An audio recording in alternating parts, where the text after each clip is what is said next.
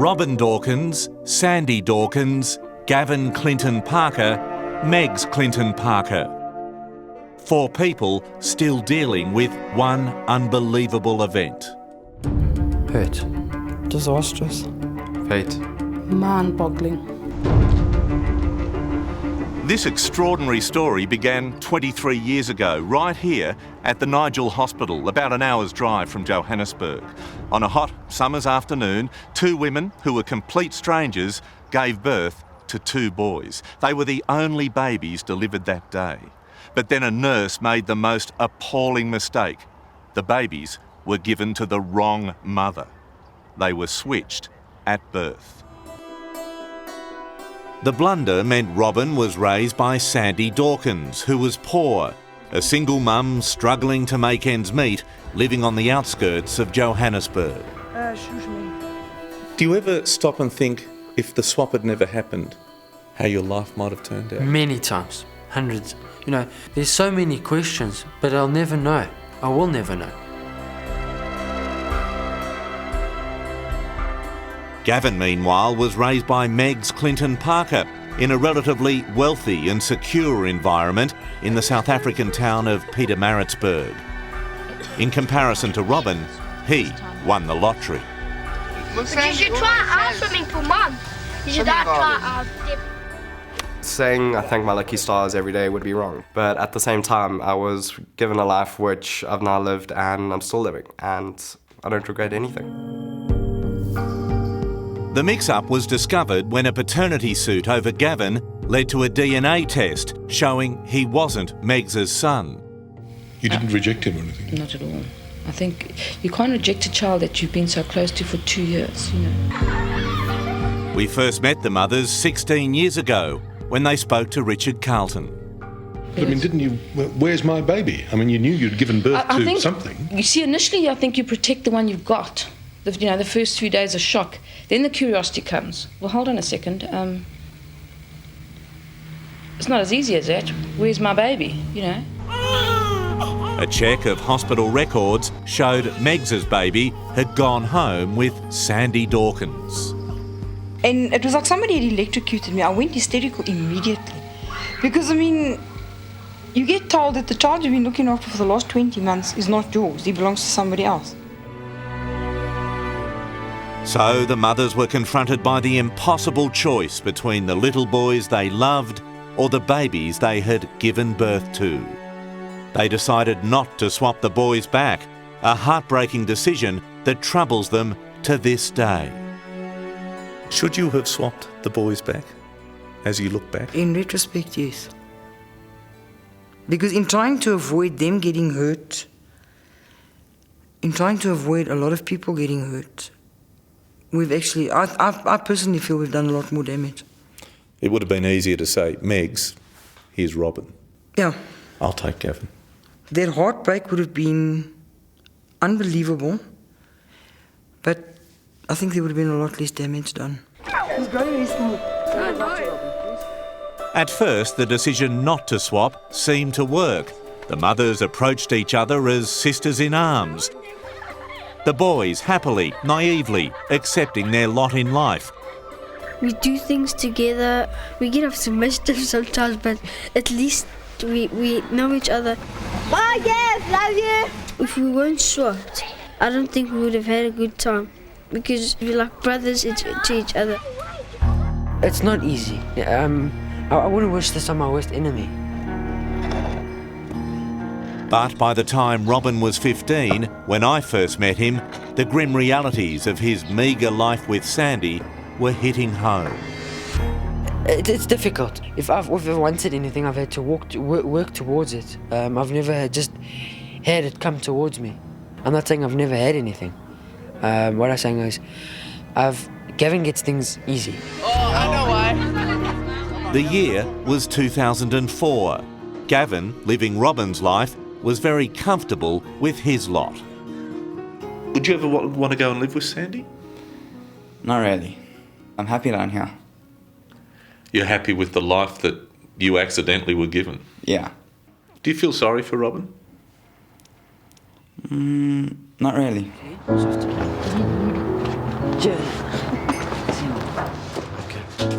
But Megs felt her biological son was becoming a lost boy, failing hopelessly at school, isolated from his peers, needing to be rescued from his life of disadvantage.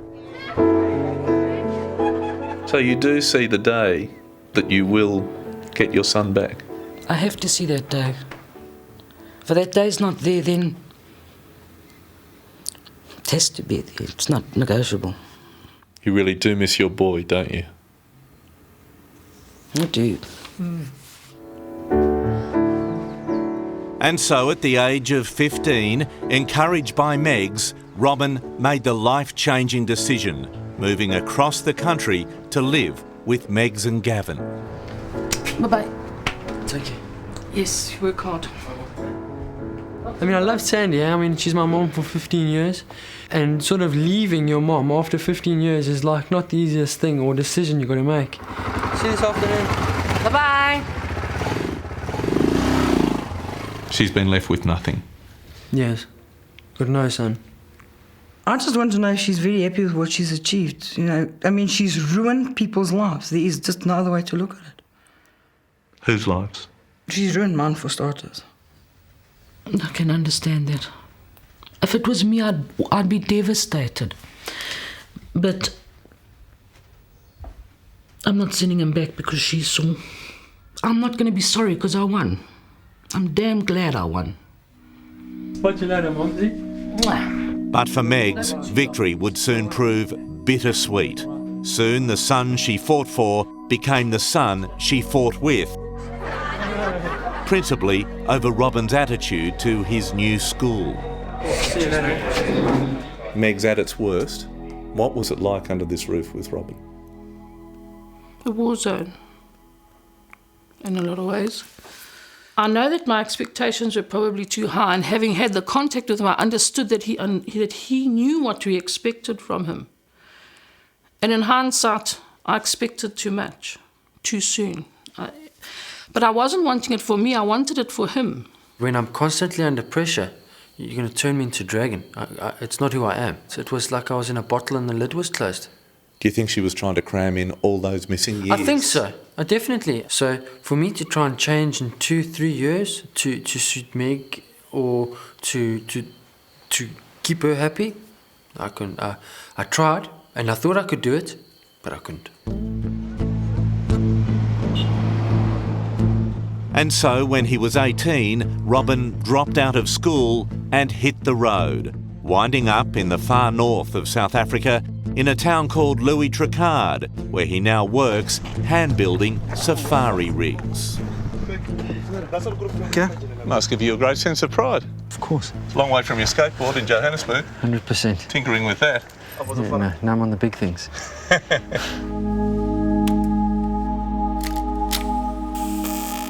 But whilst Robin forged ahead, creating a new life, a new identity, he broke the heart of his biological mother he left behind. But when he left, I almost died. I felt as if I died. I can't tell you how it hurt so much.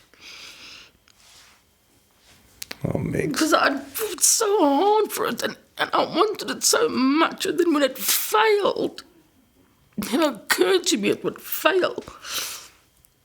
And you wanted all the right things for the right reasons, but they just didn't fit into place. And when he left, I just went into like a...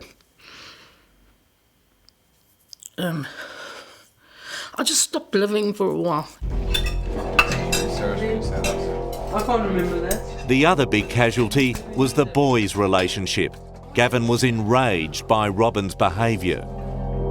For me, if you hurt someone that I care about, it's a matter of I'll either kill you or you get the hell away from us. So, yeah. Why did you feel that you wanted to kill him? It's the fact that he hurt Megs. I mean, she felt extremely betrayed and really hurt when he walked out. She had given him a home for 3 to 4 years. She was looking after him, providing for him, and he walked out just throwing everything back at us.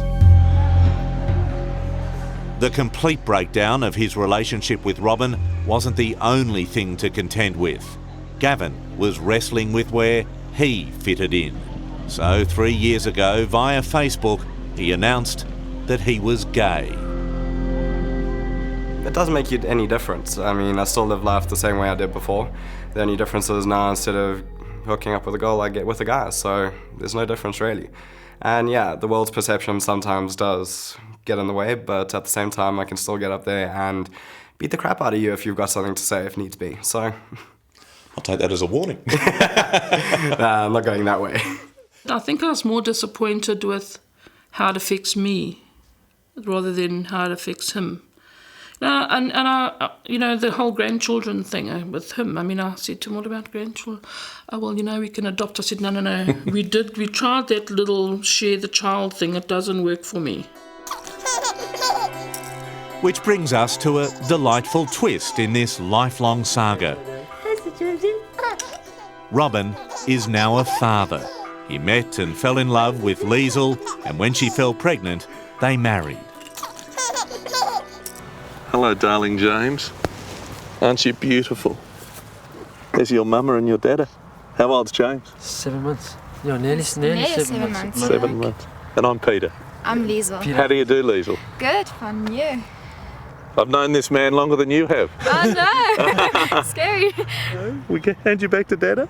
And with new life has come a fresh perspective on the impossible decision made long, long ago.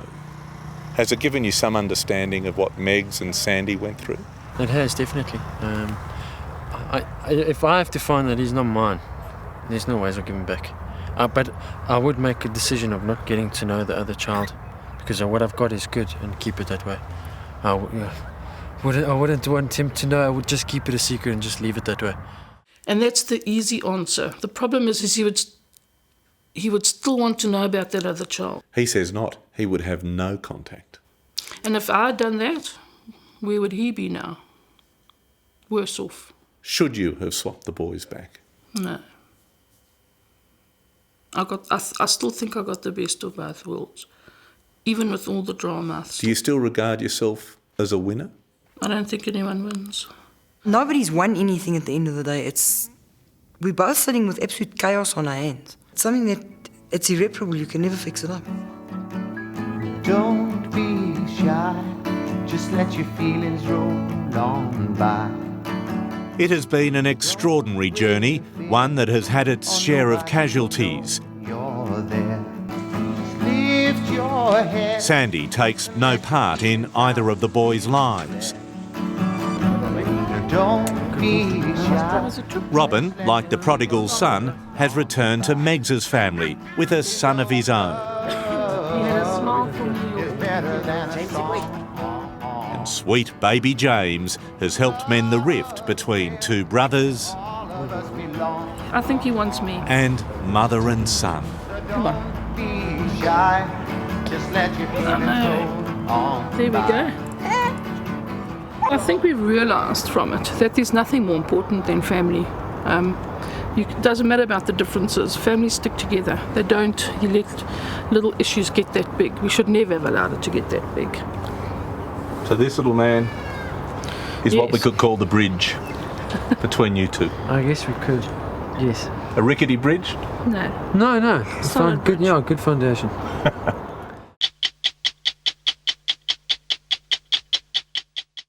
Hello, I'm Liz Hayes. Thanks for watching. To keep up with the latest from 60 Minutes Australia, make sure you subscribe to our channel. You can also download the 9 Now app for full episodes and other exclusive 60 Minutes content.